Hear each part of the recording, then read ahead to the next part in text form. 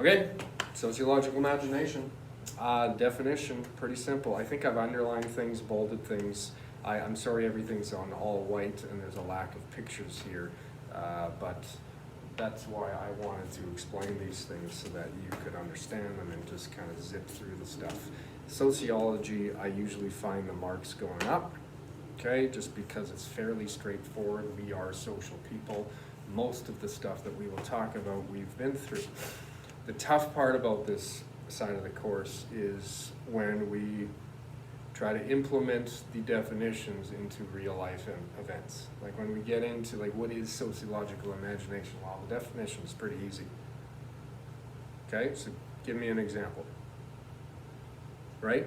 It's a little bit different. Why do you think the way you do? Okay, what things have affected your choice? I bought this jacket, I don't know, because I liked it. Some people may not like it. Don't care. I do. Okay? Think about where your food comes from. Do you ever go to a restaurant and just order and never think about where it comes from? That would be a little bit deeper. Okay? So you're trying to kind of find things, and I'm not making sense right now because I'm going farther ahead than this definition. So bear with me. So think of the side effects, okay? It helps us understand the effects of events. Think about social pressures, things like that. The idea of conforming, that everybody follows in line and stands in line at water fountains and don't break rules, let's, fall in together. That's important, but it's okay to stand on 2 feet too. So what are your decisions being made from, right? So it challenges the interpretations of humans and their behaviors, this thing here. So bear with me, the examples make it a little bit easier, okay? It helps you understand the link between you and the greater society, okay? So now I have this here, okay? So I'm going to skip the restaurant one because we'll talk enough about restaurants. If I showed you a picture of a poppy, okay, what would it mean to you? All right, and coming from a place like Canada, or living in a place like Canada, I would imagine the first thing that comes up is Remembrance Day, okay? And I would imagine that would kind of bring up some ideas about things like wars, okay? Now, for any country that didn't take part in World War I or II or whatever, would the poppy have the same meaning? Okay, since I've been 4 years old, 5 years old, going to school, whatever, once a year, bring out the poppies, okay? Country's flag, think about the symbolic things, right? Okay, so what I would ask you to do is personally think of an object and what meaning does it have to you and what meaning it has for society. For example, things like a painting, okay? Like maybe you're like, wow, I really like the colors in this painting, or I really like how the artist did this, or I can't believe the style they used, or something like that. But what did the artist think? Why did he or she create this painting? And is it the same as yours? And I always find it funny, like, that piece of art, it looks really good. I really like the balance of it. Give me a break, does it look good or not? Okay? I'm not an art critic, but I like art. Okay? But as someone, I paint every once in a while myself, I have these ideas before I paint it and then try to create things. Okay, whether it turns out or not is, I could care less if anybody liked it.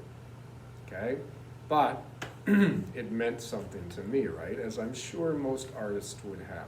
Think of songs as well. Why did you write that song? Maybe it was because of a bad breakup. Maybe it was because some other inspirational. Where we play it at a hockey game because it jacks people up, right? So the difference between that and bigger things again, would be on that unique individual level. Okay. This usually takes me a class to get through, the private versus public.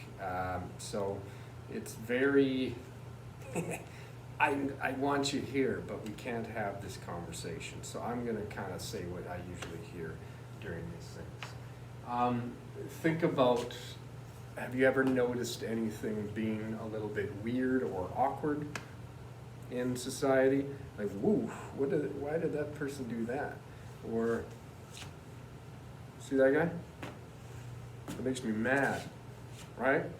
So, with this, wherever you come from, and think about, let's call Canada society, are you breaking the law when you do these things in public?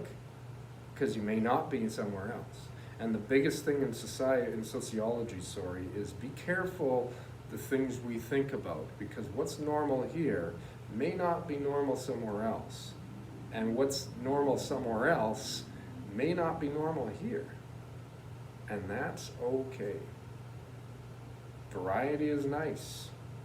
So who are we to say that they're doing things wrong when they've been doing it probably a lot longer than we have? So why do we have certain social norms and rules and regulations, right? And a lot of it is starting very simple, okay? So would these things be more private or public in terms of what would be certain reactions that people would have, basically? Would you do these things privately or feel totally fine in public? I know some of you would do things in public for sure, okay? So, is coughing okay in public? Good time to talk about coughing. Yeah, it's a bodily function. There's a certain way we must cough, though. When I was a kid, cover your mouth. Okay, now it's this. Things have changed. Okay? Blowing one's nose. How many of you would feel comfortable blowing your nose in a classroom? Okay? On a bus, in a movie theater. And I've had responses like, well, it depends on how much stuff is up there. Yeah. Okay, I feel okay blowing my nose. All right? I've had people have to leave the room to blow their nose because they don't want people to listen to what's coming out. Right? Who doesn't like jokes? We can tell them anywhere. Right? Like at funerals. Probably not a good idea. Okay? Probably, pick your battles to who you're telling a joke to, right? Where you're telling a joke. What kind of joke are you telling? Okay? I can't tell my kids the same jokes I tell my friends. Because my friends just wouldn't get it. Bathing. Who doesn't bathe in public, right? Find your favorite fountain. Hop on in. Clean up. Back to business, right? Ever been to a public bathing house? Very popular in Central Europe. Very popular in Japan. People don't wear towels. It's just, hey, let's go share water, right? Here, things are more private, right? It's not normal, okay? When I ran track for the university, I used to work out and go and change and have a locker. And I remember one time running into one of my professors who wasn't a big fan of using towels. So he's just like, hey, you done your workout? Anyways, couldn't get that visual out of my head, and it was very hard to go to his class again. Sleeping. I have seen people, none of you, of course, sleep in my classes. They feel fine about it, apparently. I would be, I just wouldn't do it. I don't know. I don't like sleeping in front of people. That's just how I feel, right? So this is where maybe my opinions would be different than yours, Okay, all female class, male teacher. I feel comfortable, well, again, keep in mind I can't do this.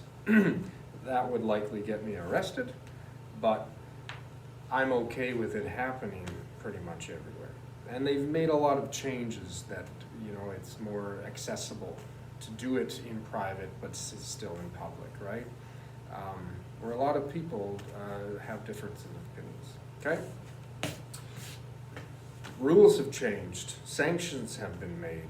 You go to different countries and there's people smoking in grocery stores everywhere. It's crazy, okay? But, you know, where it happens, should you be at a bus stop and be able to do it? You're outside, right? Okay, so I don't know.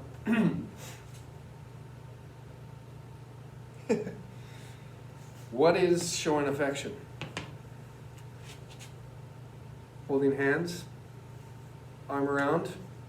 Okay, I'm not going to do any more visuals for you, but you know, how far can we go before it's not appropriate in public? So how many are okay with holding hands? How many are okay with kissing in public or hugging in public? Okay, now you do the rest, okay? Obviously there's a point where things are, no, arrestable, okay? But at the same time, you know, I would say it's okay to do some, right? So it highly depends on the person. If you go to Europe, get ready for some necking, okay? There's a lot of necking there. And it is very different, right? Bathroom public, right? They've created this thing in France where there's, specifically for males, they can roll up to a garbage can looking thing and pee and then walk away on a public street, because the public urination problem, it's everywhere, okay? People don't have, you know, Europe is a very different place. Washrooms are different. There's male and females coming out of the same place, and you're like, whoa, that's not what I'm used to, right? So what you could do is think about a social issue. It doesn't have to be a problem that maybe wasn't on the previous thing here. And, you know, who is this a problem for? And what would be the kind of like the sanctions, positive or negative, like the reactions to, okay? And are there any solutions? Usually I would make you make a sign for something that would happen in Vincent Massey that would be like, I want to stop this, or I want this to continue, and I want people to be aware, okay? Like, walk faster, or stay on your side of the hallway, or stop banging your pencil in class, right? Things like that. Flush the toilet, okay? Anything. So you don't obviously have to do that, but that's what we would have done, okay? Stay tuned. Take care. Have a good Easter.